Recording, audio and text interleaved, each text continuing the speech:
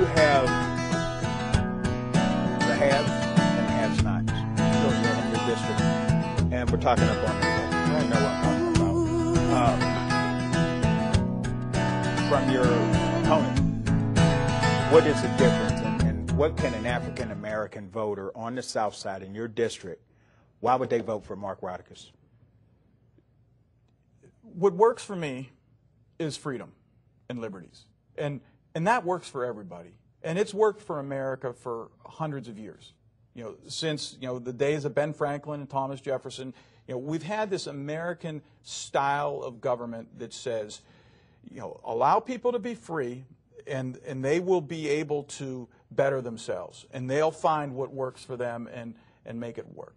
So Pittsburgh now, to use my opponent, can't be in a position where we just give away things all the time. And that's happened perhaps in the 60s, 70s, and 80s. And that's what my opponent wants to do. You know, he knows that the needs in Belts Hoover are different than the needs of the Southside Slopes, the needs in Oakland. Sure. But we all need freedom. You know, we all need liberties. You know, we all need government to do its job as far as, you know, protecting, you know, doing police force. But it can't be giving away this to a special interest group, that to another special interest group, you know, building tunnels under the river that aren't going to pan out. You know, there are some really bad boondoggles out there. And, you know, so I would like us to concentrate on, you know, freedom and liberties for everybody. And, you know, and that means you're not going to have police beating down your doors for, you know, on brutality type measures. It's being able to be personally free. And part of that is, you know, a deep philosophical belief that when we have freedom and people are able to better themselves, that they will. Mark, how many black business do you have on Carson Street in your district? Geez, very few. Why is that? Or let me ask you this. Maybe that's not a fair question. Let me ask you this. As council representative for your district, what could you do to, and I asked this question to City Council, so let me take it back. I ask every member of City Council, you're familiar with the study the University of Pittsburgh came out with showing the disparities in the city. I ask every council member at City Hall, what would they be willing to stand up publicly and say to their district to make their district better in closing this disparities gap, this embarrassment to the city of Pittsburgh? You as a councilman and a representative on your South Side district, what would you do to make that gap?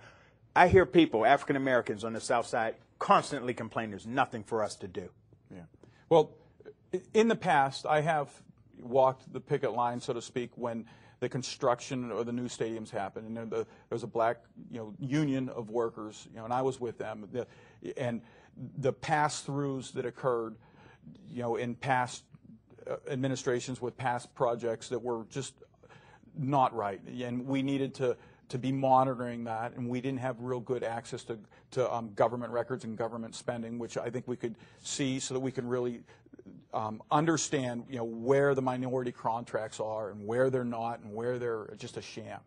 You know, so I've been fighting that fight in my ways, you know, in the past times, you know, 3, 4, 5, you know, up to 10 years ago.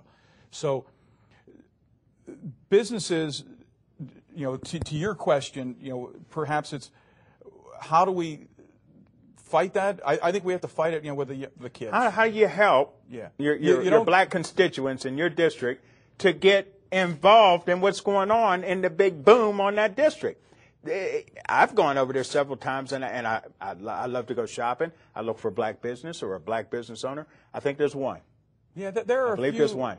And I'm just, when I talk to your people in your district, black people, who say there's nothing for us to do, it's even hard to get a job because it's still that little mom and pop mentality there on Carson Street. You know it. Everybody knows each other. They hire their family or this or that. And there's a segment of the district that is left out from all the booming enterprise going on in the South Side. As a representative, do you see any way, or do you have any plan of making sure that everybody gets involved in that process?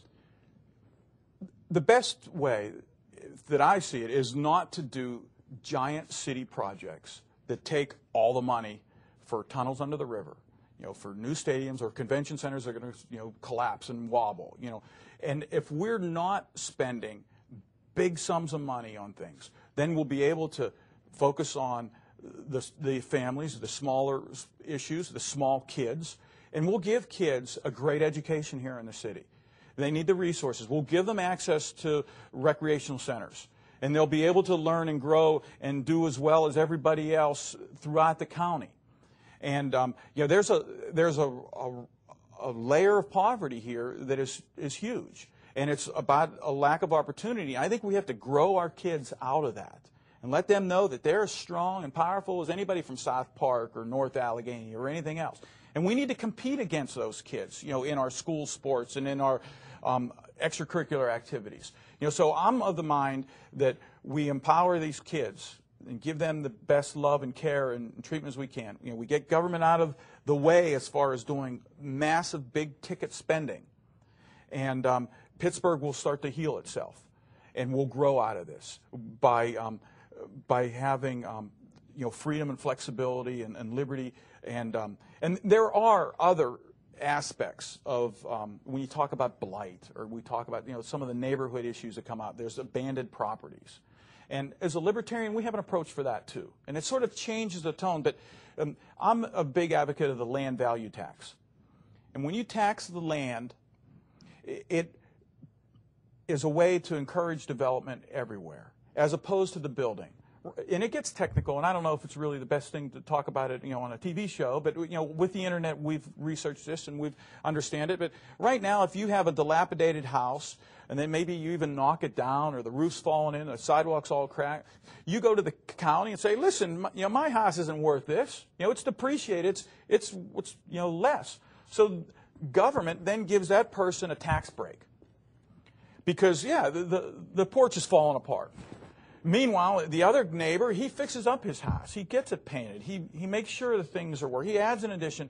You go to government, and that person's penalized because we're taxing the building.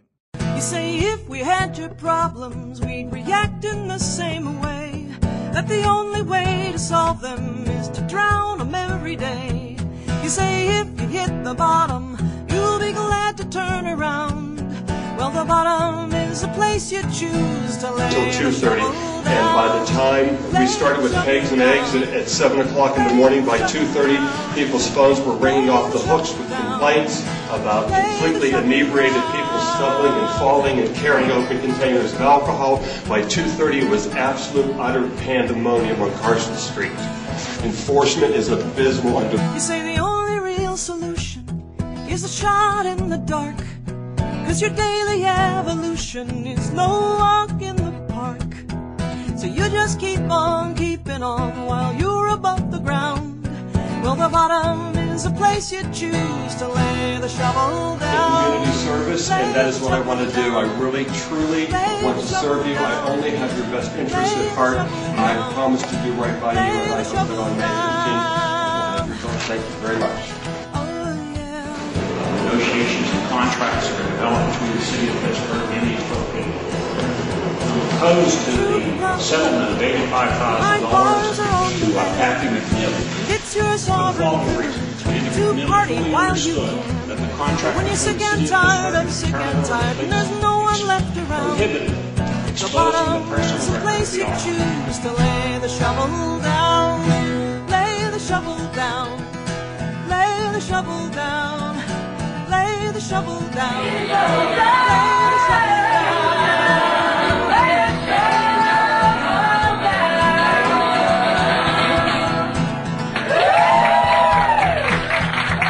So you're sitting on your bar stool, making friends with Johnny Black. Remember this old fool's rule: time to quit when he talks back. When your hole is getting deeper, let me tell you what I found. The bottom is the place I chose to lay my shovel down. Lay the shovel down. Lay the shovel down. Lay the shovel down. Lay the shovel down. Lay the shovel down.